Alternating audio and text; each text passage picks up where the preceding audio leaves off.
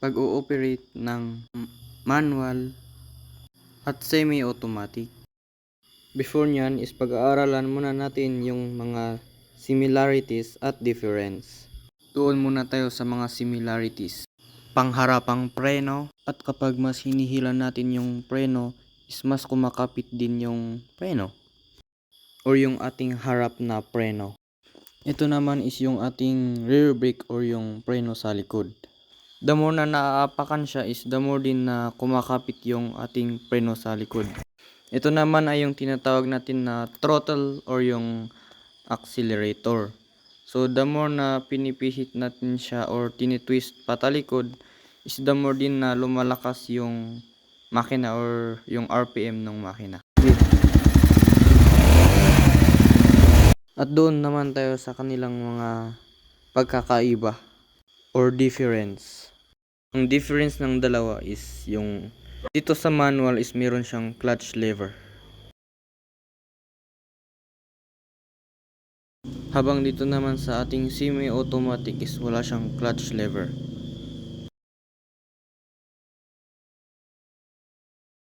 So ano nga ba yung gamit ng clutch lever? Yung gamit ng clutch lever is hinihila siya bago tayo mag-change ng gears or para makapagpalit ng gears. So ano naman yung mangyayari kapag hindi natin gagamitin yung clutch?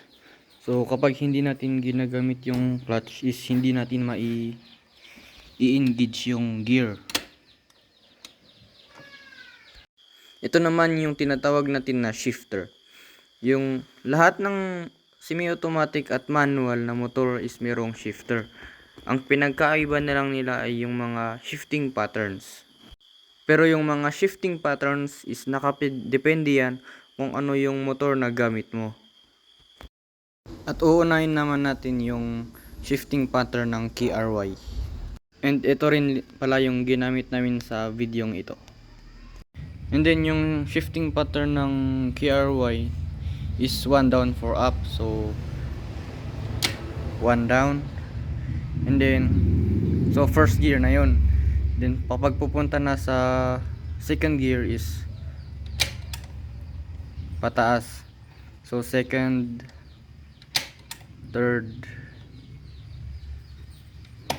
fourth, then fifth. Kaya 1 down 4 up. Kapag ibabalik naman sa neutral is yung kabaliktaran. Bali 4 down 1 up. Bali kapag fourth gear ay fifth gear, then pupunta sa fourth gear, and then third gear, second gear, first gear, then neutral. And naka-engage yung clutch. Ito.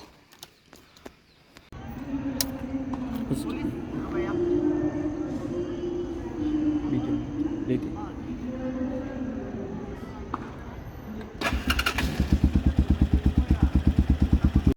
Take note pala na hindi porkit kamay yung ginamit ko sa pag-demo ng shifting gear is kamay na yung gagamitin. So left hand sa clutch, engage natin siya, and then yung paa is 1 down. So press lang 1 down. And then kapag dadagdagan natin siya is yung ihuhook natin siya. So parang ganyan. And then second yung gear, ginamit naman natin sa videong ito is yung XRM 125, fourth at fifth. So ganun siya.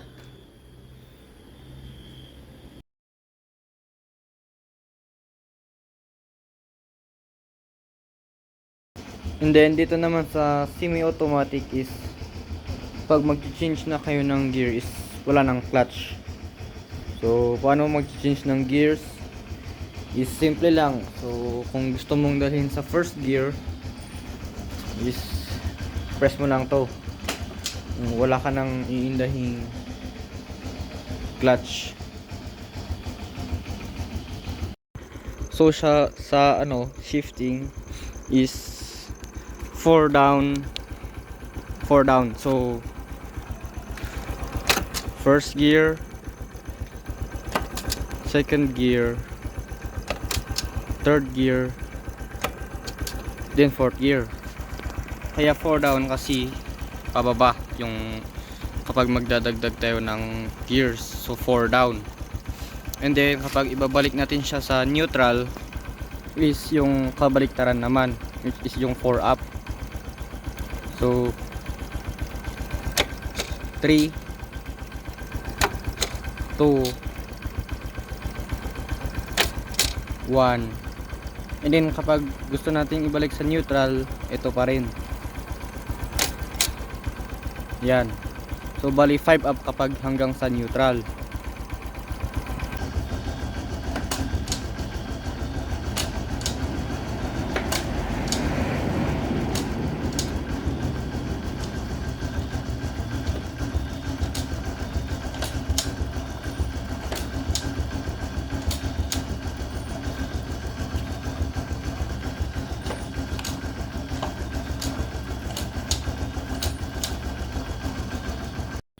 So doon naman tayo sa kung paano natin siya paaabantihin.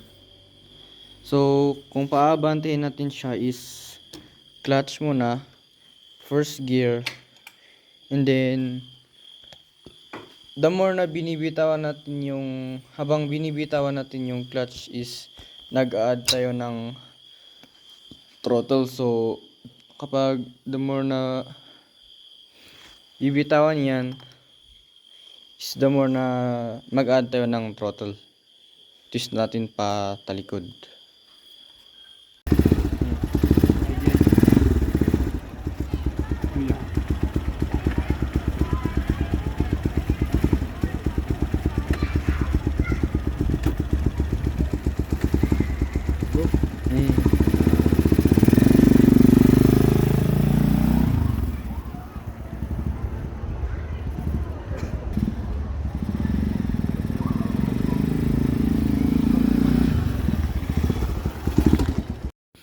And dito naman sa automatic, so paano mo siya paaabantihin?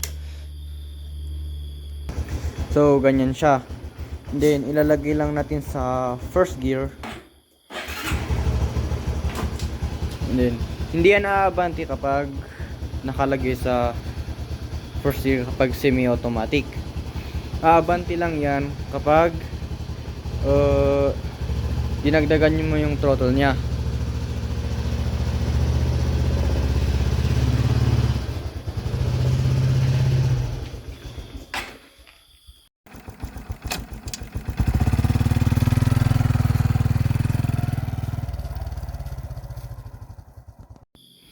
So, bakit nagtataka kayo? Bakit kailangan naka-neutral before natin siya i-start? So, kapag naka-neutral kasi yan is hindi aabanti yung motor kapag in-start natin.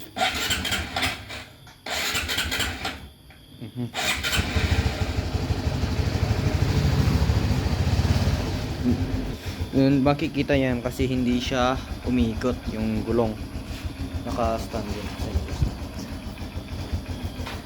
And then kapag ilalagay natin siya sa first gear, yun, first is yan, umiikot yung gulong. So kung pinaandar mo siya na naka-engage yung gear, is possible na aabanti yan. And madidisgrasya ka pa.